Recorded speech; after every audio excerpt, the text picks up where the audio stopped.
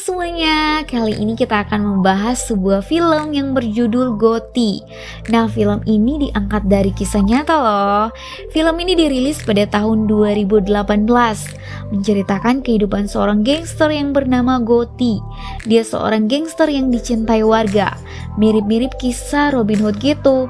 Nah, sebelum masuk ke alur ceritanya, Mimin ingin mengingatkan kepada kita semua supaya patuhi protokol kesehatan, pakai masker kalau keluar, hindari kerumunan, dan mencuci tangan setelah beraktivitas. Oke, kita langsung saja masuk ke alur ceritanya.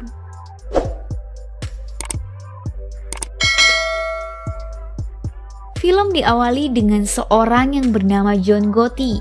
Dia menceritakan kejahatannya selama 3 periode di New York City.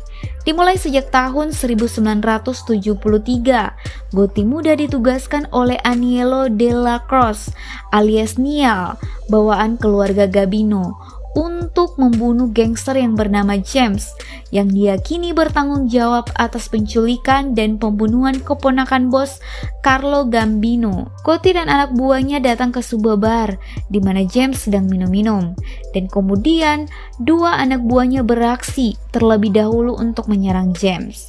Lalu Gotti yang membunuh James di bar itu. Nah, dengan kejadian itu Gotti dijuluki manusia buatan.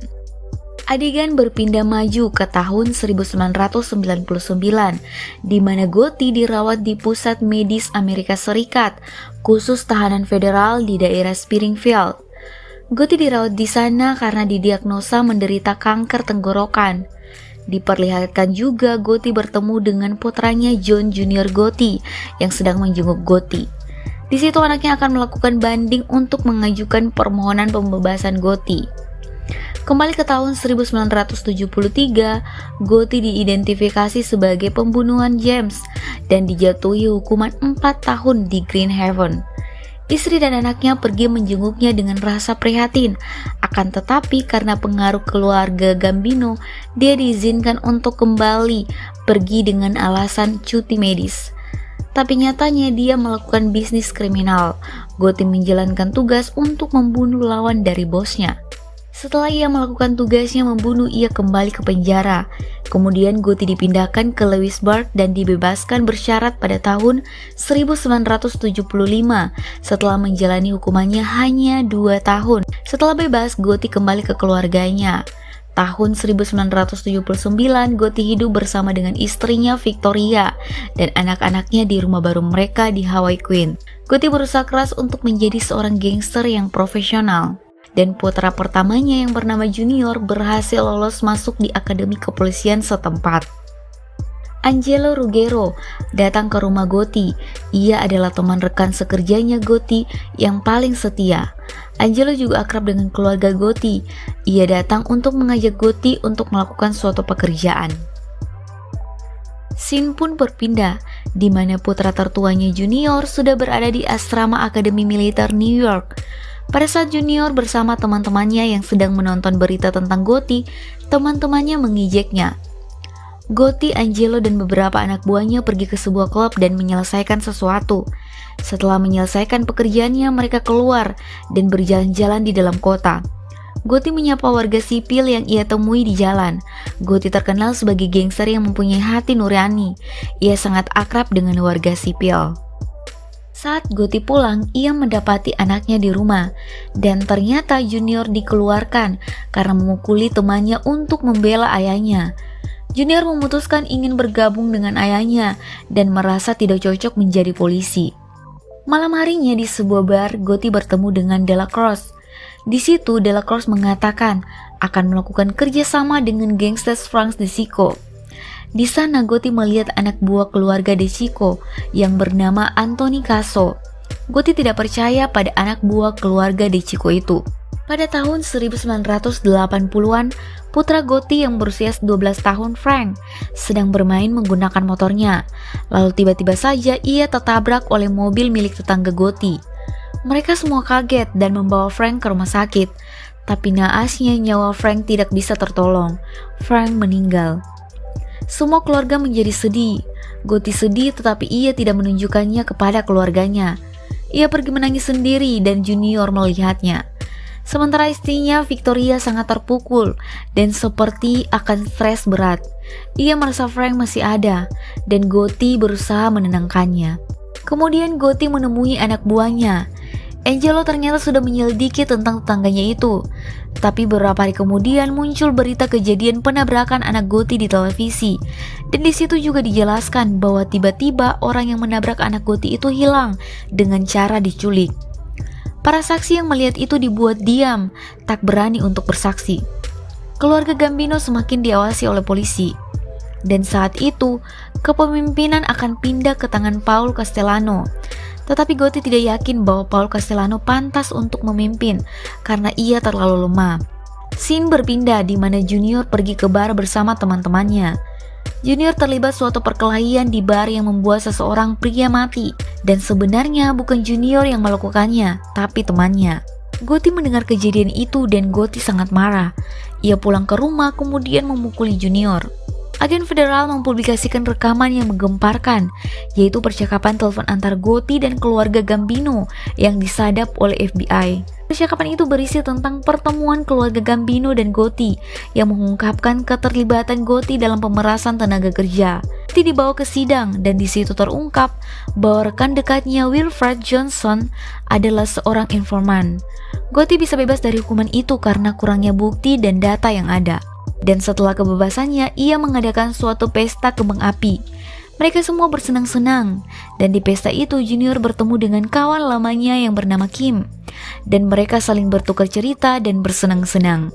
Scene pun berpindah, di mana Gotti sedang berbicara dengan Delacroix mengenai Wilford yang sudah mengkhianati mereka. Gotti tidak keberatan kalau Wilford dibunuh karena pengkhianatan yang sudah dilakukannya. Gotti berujar bahwa Paul Castellano mungkin akan merombak kembali keluarga Gambino dan mungkin saja akan membubarkan Gotik dan anak buahnya karena Gotik tidak setuju Castellano sebagai pemimpin. Di situ Delacroix memberi ide pada Gotti untuk mendapatkan persetujuan dari 5 keluarga besar gangster untuk melenyapkan Castellano. Tetapi sebelum itu terjadi, Delacroix jatuh sakit dan akhirnya meninggal. Gotti sangat sedih dan ia terus mengingat wajangan dari Delacroix. Pada tanggal 16 Desember tahun 1985, Gotti mengumpulkan anak buahnya dan merencanakan untuk membunuh Castellano. Mereka sudah mengatur rencana. Gotti dan anak buahnya mendengar kabar bahwa Castellano dan anak buahnya sedang berada di sebuah restoran steak di New York. Gotti datang bersama anak buahnya ke restoran itu. Lalu Gotti menembaki Castellano sampai ia mati. Berita meninggalnya Castellano menyebar di berita-berita televisi dan para kelompok geng mafia sudah berkumpul. Mereka membicarakan akan menyelidiki siapa yang membunuh Castellano. Dan di situ juga ada Gotti. Mereka tidak tahu bahwa pembunuhnya adalah Gotti bersama anak buahnya. Dalam pertemuan itu, Gotti diangkat menjadi pimpinan baru mereka. Gotti memulai tugasnya dengan membagi-bagi tugas pada bawahan menurut wilayahnya. Dan sekarang Gotti disebut The New Godfather. De Chico terbunuh oleh bom mobil. Menurut Angelo, bom itu pasti ditunjukkan untuk Gotti. Angelo bertindak cepat untuk menyelamatkan Gotti dari bom itu. Ia menyuruh seseorang menyerang Casso, tapi Casso selamat dari serangan yang membabi buta dan ia menangkap pembunuh bayaran itu. Casso menyiksanya untuk mengungkapkan siapa yang mengirimnya. Pembunuh mengaku yang mengirimnya adalah Angelo. Dan sebagai bos Angelo, Gotti berdamai dengan Gigante yang merupakan bos Casso. Gigante mengatakan bahwa Angelo melakukan balas dendam yang sembrono tanpa ada bukti. Dan di situ Gotti membela Angelo. Tetapi Gigante menunjukkan bukti-bukti kalau Angelo ingin menyelamatkan mereka. Gotti menjadi marah. Ia kembali ke markasnya dan menemui Angelo. Ia bertanya alasan Angelo dan Angelo menjawab bahwa ia hanya ingin melindungi Gotti. Tapi tindakan yang dilakukan Angelo ternyata telah membuat segala sesuatunya menjadi kacau. Gotti mengusir Angelo dan memintanya tidak kembali lagi ke markas mereka. Angelo menjadi sedih. Begitu juga dengan Gotti dan yang lainnya. Tetapi Junior diam-diam memohon agar Angelo tidak meninggalkan ayahnya. Angelo hanya mengatakan bahwa ia tidak boleh menentang ayahnya. Dan sesampainya di rumah, ia memohon ayahnya memberi kesempatan pada Angelo. Tetapi ayahnya tidak bisa karena itu sudah menyangkut kepentingan banyak kelompok. Ayahnya meminta Junior untuk menerima itu. Kemudian Gotti mengikuti sidang untuk ketiga kalinya. Dan ia lolos dari tuntutan untuk ketiga kalinya. Gotti dijuluki dengan nama Godfather oleh para wartawan karena tampaknya Gotti tidak dapat tersentuh oleh hukum. Junior akhirnya menawarkan diri untuk dilantik sebagai anggota dari gangster, dan ia mengambil sumpah disaksikan oleh para petinggi mafia. Dan setelah ia bersumpah, ia menjadi anak buah dari Gotti, dan Gotti mulai mengajarkan peraturan dan cara mafia itu bekerja. Dan setelah setan berlalu, Gotti mendengar bahwa kabar Angelo meninggal karena kanker, dan ia pergi ke kuburan Angelo untuk memberi penghormatan terakhir dan meminta maaf atas semua perbuatannya pada Angelo. Junior menjadi orang kaya dalam keluarga Gabino, dan ia menikah pada tahun 1990. Ia mengadakan pesta yang sangat meriah dengan mengundang rekan-rekan mereka. Junior bersama istrinya terlihat bahagia, begitu juga Gotti dan Victoria juga sangat bahagia. Gotti harus diadili lagi untuk keempat kalinya. Kali ini Gotti didakwa mengatur pembunuhan Castellano, dan jaksa berharap kebenaran akan keluar dari mulut Gotti. Seseorang yang bernama Semi Gravano alias The Bull bersaksi melawan Gotti.